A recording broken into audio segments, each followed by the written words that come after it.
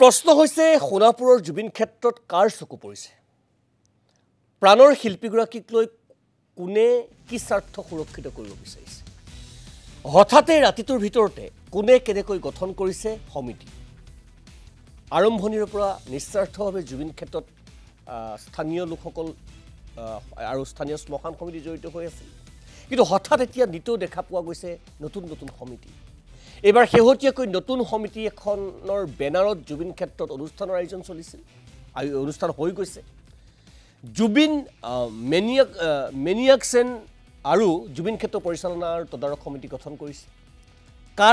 কাৰ ছত্ৰছায়াত গঠন হৈছে কোনে গঠন কৰিছে এই সমিতি প্ৰশাসনৰ জ্ঞাতসাৰে হৈছেনে বা জুবিন গাৰ্গৰ পৰিয়ালৰ অনুমোদন ইয়াত আছেনে এই গোটেই কথাখিনি এতিয়া অত্যন্ত বেছি ৰহস্যঘন হৈ পৰিছে আমি ইতিমধ্যে উল্লেখ কৰিছিলোঁ যে যিখন সমিতিৰ কথা উল্লেখ কৰা হৈছে সেই সমিতিখনত সভাপতি আছে সম্পাদক আছে বিভিন্ন ধৰণৰ দায়িত্ববাহী সদস্য আছে কিন্তু সভাপতি দেবেন চন্দ্ৰ দাস কাৰ্যকৰী সভাপতি প্ৰদীপ শৰ্মা উপসভাপতি নাৰায়ণ চন্দ্ৰ দাস হৰেশ্বৰ টুমুং দিলীপ গগৈ অৰুন্ধতী দলৈ স্বপ্না পাটৰ সাধাৰণ সম্পাদক অৰুণ তেৰণ সহসাধাৰণ সম্পাদক 5 জন ধন ভৰালী বিপুল চন্দ্ৰ দাস আৰু কাৰ্যনিৰ্বাহক সদস্য 16 গৰাকী আছে এতিয়া প্ৰশ্নটো হ'ল তেখেতসকলে উল্লেখ কৰিছে যে 1/11/2025 তাৰিখে অনুষ্ঠিত হোৱা সভাত জুবিন ক্ষেত্ৰৰ কমাৰকুছি হাতীবুঢ়া পৰিষ্কাৰ পৰিচ্ছন্নতা তদাৰক সমিতিখন গঠন কৰা হৈছিল যদিও 8/11/2025 তাৰিখে তলত উল্লেখ কৰা ধৰণে পূৰ্ণাংগ সমিতিখন গঠন কৰা হ'ল কিন্তু কোনে তদাৰক কৰিছিল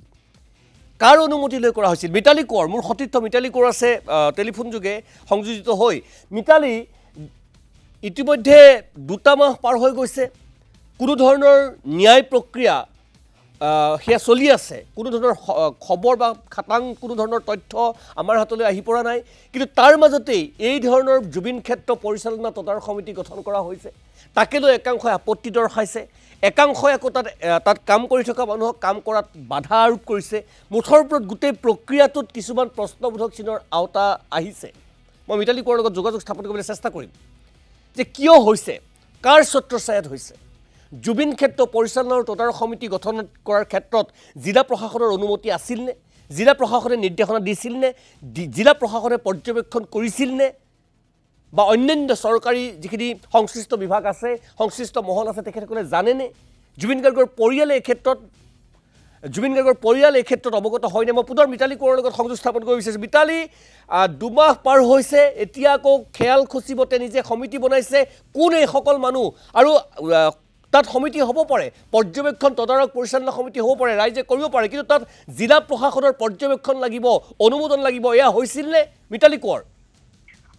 নিশ্চয়কৈ এটা কথা এখিনিতে স্পষ্ট কৰি দিছো যে এই যি জুবিন ক্ষেত্ৰত লৈ আচলতে জিলা প্ৰশাসনে কৰি আছে কি আৰু এই জিলা প্ৰশাসনৰ অজ্ঞাতেই কিন্তু এই জুবিন ক্ষেত্ৰত নতুন সমিতি গঠন হ'ল আৰু সেই সমিতি গঠন হোৱাৰ পিছতেই যিসকলে তাত কাম কৰি আছিল তেখেতসকলক সেই ঠাইৰ পৰা উলিয়াই দিছে কাৰণ নিস্বাৰ্থভাৱে যিসকল প্ৰশান্ত বৰদলৈ হওক বা যি কেইগৰাকীক আজিৰ আমি দিনটোত বাতৰি সম্প্ৰচাৰ কৰিছিলোঁ তেওঁলোকক উলিয়াই দিয়া হৈছে এতিয়া ডাঙৰ কথাটো হৈছে যে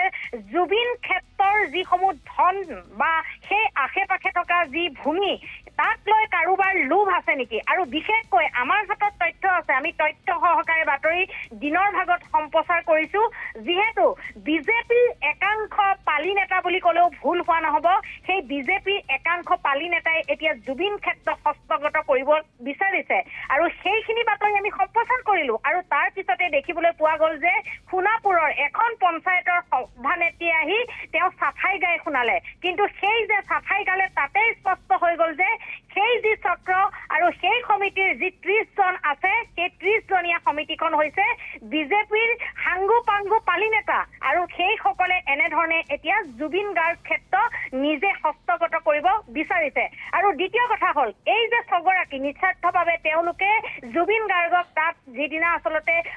তেওঁক সৎকাৰ কৰা হৈছিল সেই দিন ধৰি নিস্বাৰ্থভাৱে তেওঁলোক অনুৰাগী কাম কৰি আছিলে আৰু দুদিন পূৰ্বে শিল্পী মানৱ ৰবিনে গৈ তেওঁলোকক মানৱতাৰ খাতিৰত তেওঁলোকক 10,000কৈ টকা দিছিল আৰু তাতেই চকু পৰিল এইসকলৰ এই 30 জনীয়া সমিতিয়ে তেওঁলোকে কাকো নজনালে আৰু জুবিন ক্ষেত্ৰ এতিয়া কাৰো ব্যক্তিগত সম্পত্তি নহয় আৰু গতিকে তেওঁলোকে প্ৰশাসনক নজনালে গৰিমা গাৰ্গেও সেই কথা আজি গম নাপায় তেওঁলোকক লগ ধৰাৰ বাবে যি ছগৰাকী আহিছিলে তেওঁলোকক গৰিমা গাৰ্গে আজি নিজেই কৈছে যে মই এইবিলাক একোৱে গম নাপাওঁ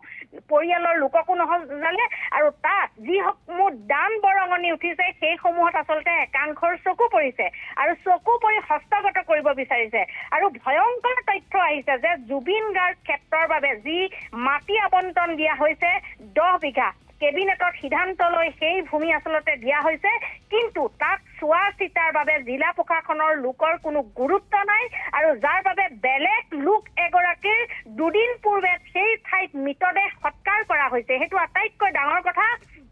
কিয়নো জুবিন ক্ষেত্ৰৰ বাবে যি 10 বিঘা মাটি আবণ্টন দিছিলে দুমাহ পূৰ্বে চৰকাৰী আছিলে সেয়া বেলেগ কথা চৰকাৰী মাটিত কোনোবাই মৃতদেহ সৎকাৰ কৰে কোনোবাই ঘৰ বনায় তাক আমি ক'বলৈ নাযাওঁ কিন্তু জুবিন ক্ষেত্ৰৰ বাবে যেতিয়া আবণ্টন দিলে সমাধি ক্ষেত্ৰ হ'ব দুদিন পিছত সেই ঠাইত কেনেধৰণে আচলতে বেলেগ লোকৰ মৃতদেহ সৎকাৰ কৰিব পাৰিলে সেইটো আটাইতকৈ ডাঙৰ কথা আৰু সেই তথ্য হয়তো জিলা প্ৰশাসনৰ লোকেও নাজানে বা চৰকাৰৰ যি বৰমূৰীয়া সেই সকলেও নাজানে এতিয়া জুবিন ক্ষেত্ৰক লৈ তেওঁলোকে টনা অজোৰা লাগিছে ইয়াৰ আৰত কি হৈছে আছে সকলোৱে গম পাইছে আমি সেই বাতৰি দিনৰ ভাগত সম্প্ৰচাৰ কৰিছো আৰু আমি এই বিষয়ত ধাৰাবাহিকভাৱে বাতৰি সম্প্ৰচাৰ কৰিম এটা কাৰণতেই যে জিলা প্ৰশাসনে কি পিঠি দিলে নেকি জিলা প্ৰশাসনে মিতালী সেইটো ডাঙৰ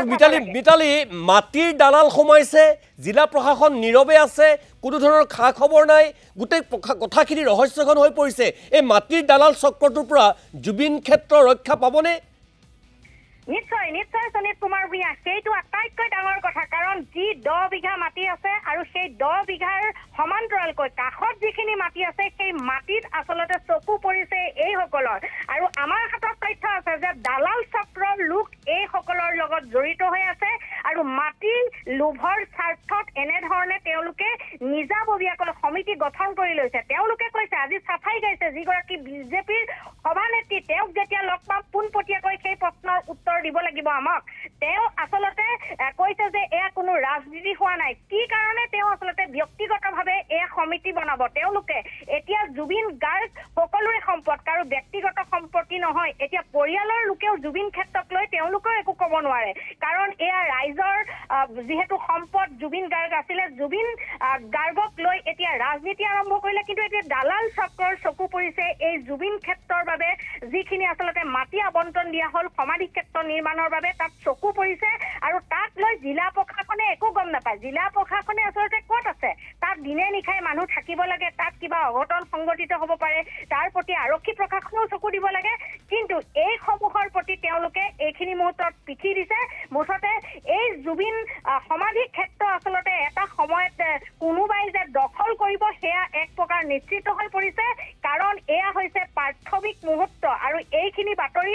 আমি সম্প্ৰচাৰ কৰিছো দিনৰ ভাগত আমি প্ৰত্যেক দিনে এই বিষয়টো চুবলৈ যত্ন কৰিম কিন্তু এনেধৰণে এতিয়া একাংশ লোকে নিজাববীয়াকৈ যি জুবিন সমাধি ক্ষেত্ৰৰ বাবে যি মাটি আবণ্টন দিয়া হৈছে তাত চকু পৰিছে তেওঁলোকে উঠি পৰি লাগিছে নিজৰ খামখেয়ালি মতে তেওঁলোকে কাম কৰি গৈছে আৰু এই প্ৰকৃত জুবিন যিগৰাকী অনুৰাগী এই ছগৰাকীকৈ অনুৰাগীয়ে দিনে নিশাই কাম কৰি থাকে আৰু সেই কেইগৰাকীক আচলতে তেওঁলোকে দেখিব নোৱাৰা হৈ তেওঁলোকে আজিৰ দিনটোত তাৰ পৰা আঁতৰাই দিছে ঠেং ভাঙি দিম বুলি কৈছে কাৰণ তেওঁলোকে দাদাগিৰি দেখুৱাইছে আৰু এইবোৰ মাটিৰ দালাল চক্ৰ উৎখাত কৰিব লাগিব মুখ্যমন্ত্ৰীগৰাকীয়েও গুৰুত্ব দিব লাগিব কি হৈছে কি নাই কেৱল মাটি আবণ্টন দি থলে নহ'ব 10 বিঘা মাটি সমাধি ক্ষেত্ৰ বনোৱালৈকে যিমানখিনি সময় আছে তেওঁলোকে আচলতে ৱাল গাঁঠি তেওঁলোকে ঠিক ঠাক কৰিব লাগিব নহ'লে এটা সময়ত এতিয়াই এটা সময়ত জুবিন সমাধি ক্ষেত্ৰ কিন্তু দালাল চক্ৰৰ কবলত পৰিব আৰু তাৰ প্ৰতি চকু আছে আৰু তাৰ বাবে এতিয়া দালাল চক্ৰ সক্ৰিয় হৈ পৰিছে ধন্যবাদ জনাইছোঁ মিতালী কোঁৱৰ মাননীয় মুখ্যমন্ত্ৰী মহোদয় আচলতে প্ৰতিটো ক্ষেত্ৰই ৰাজ্যখনৰ এতিয়া আপুনি যেন চকু নিদিলে কথাবিলাক ক'ৰবাৰ পৰা ক'ৰবালৈ যায়গৈ কোনে গঠন কৰিলে কাৰ পৰ্যবেক্ষণত গঠন কৰা হ'ল হঠাৎ এখন সমিতি আৰু কিয় সমিতিখনে দীৰ্ঘদিনে কাম কৰা অৰ্থাৎ এই দুমাহে কাম কৰি থকা সেই ছজন ব্যক্তিক আঁতৰাই দিলে কিয় ভয় ভাবুকি খোৱালে আচলতে কি চলি আছে এই কথাবিলাক মাননীয় মুখ্যমন্ত্ৰী মহোদয় আপুনি হস্তক্ষেপ কৰাটো উচিত বা এবাৰ চোৱাটো উচিত আৰু সমান্তৰালভাৱে জিলা প্ৰশাসন নীৰৱে শুই নাথাকি এই কথাবিলাকত আপোনালোকে মনোনিৱেশ কৰক